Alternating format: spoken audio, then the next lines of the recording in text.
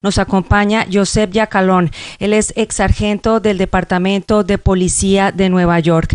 Señor Giacalone, buenos días, bienvenido a la FM y cuéntenos cuál es la situación en este momento con la búsqueda de esa persona de interés que es responsable del atentado en el metro de Nueva York. Mr. Giacalone, thank you very much. Thank you for having the time to talk to us.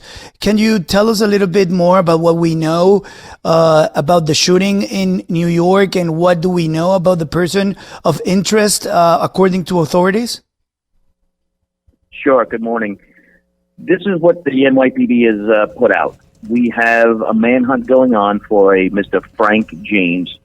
He is either from Philadelphia or Wisconsin, and he is right now what they refer to as a person of interest, which means they don't want to label him as a suspect just in case they are wrong.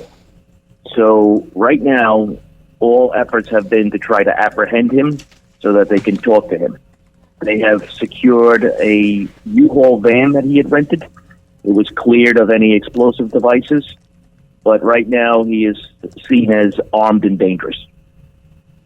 Bueno, esto es lo que ha dicho la Policía de Nueva York hasta este momento. Estamos en una cacería buscando a este hombre llamado Frank, que es o de Filadelfia o de Wisconsin. Lo estamos catalogando como una persona de interés, es decir, no como un sospechoso. No se lo cataloga de sospechoso por si nos estamos equivocando. Lo están buscando para hablarle.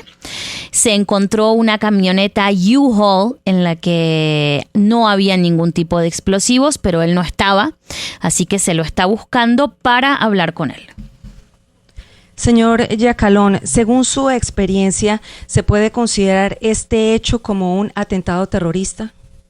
Mr. Giacalone, what are authorities and what, according to your experience, can be said about this event? Is this a terrorist attack? Well, the police department has said that it is not investigating it as a terrorist attack.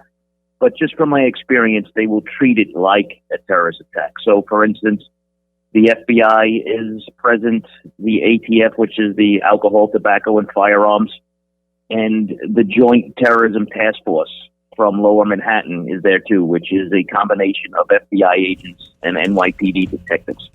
So they can say that they're not investigating it as a terrorist attack, but they will make that investigation just like one.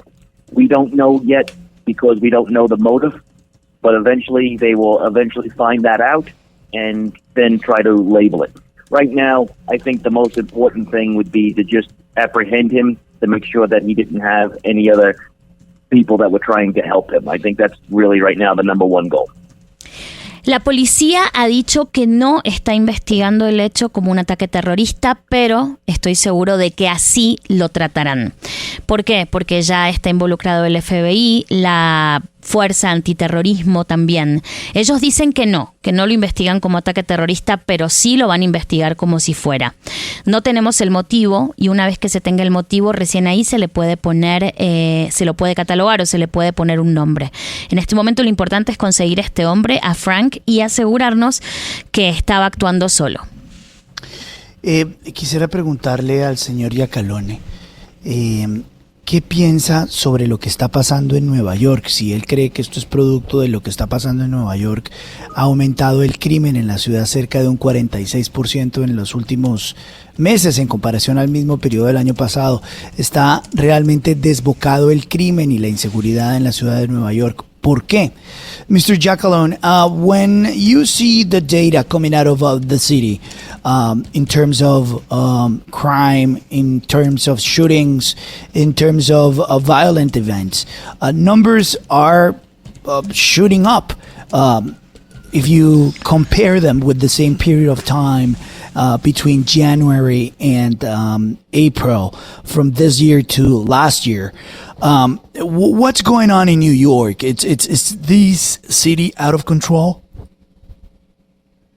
Well, it's certainly looking like it. Violence has been going up in New York City for a few years now.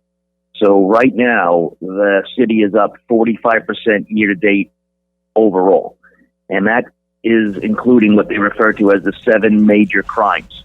So murder, rape, robbery, felony assault, burglary, grand larceny, and then grand larceny auto, which is the stolen cars. Those, when they say crime is up or crime is down, those are the 7 categories that they're looking at. But last night, in spite of the 10 people that were shot in Brooklyn, an additional 13 people were shot, 2 of them killed across the city last night alone. Bueno, sí, así parece. La violencia ha venido subiendo por años. En este momento estamos hablando de un 45% más de violencia.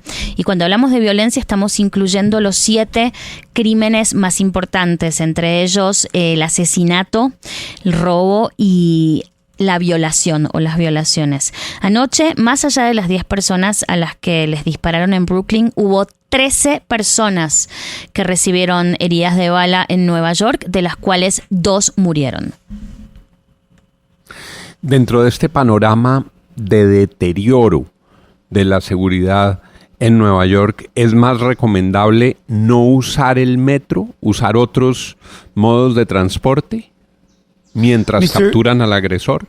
Mr. Giacalone, taking into account that this is an ongoing investigation and also what the numbers are saying about insecurity, about violence, and about violent events at the subway in New York, would you recommend to people that are hearing right now not use the subway system in New York, or this is an isolated event and this has nothing to do with the fact that people are using the subway every day in the city? The New Yorkers will be using the subway today, this morning, and keep on going. Unfortunately, subway crime has been an issue for New York City for the past 2 years. So we have seen a lot of violence in the subway that we haven't seen before. And this incident is kind of like the pinnacle right now of what we're seeing, the top of this kind of crime that we're seeing. Unfortunately, the perception is that the subways are dangerous. And right now, the numbers are actually showing that is somewhat true.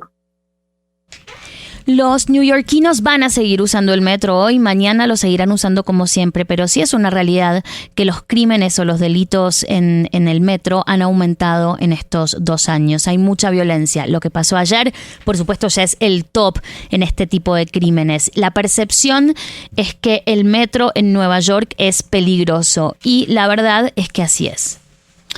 Mr. Giacalone, thank you very much for having the time to talk to us. We really appreciate it.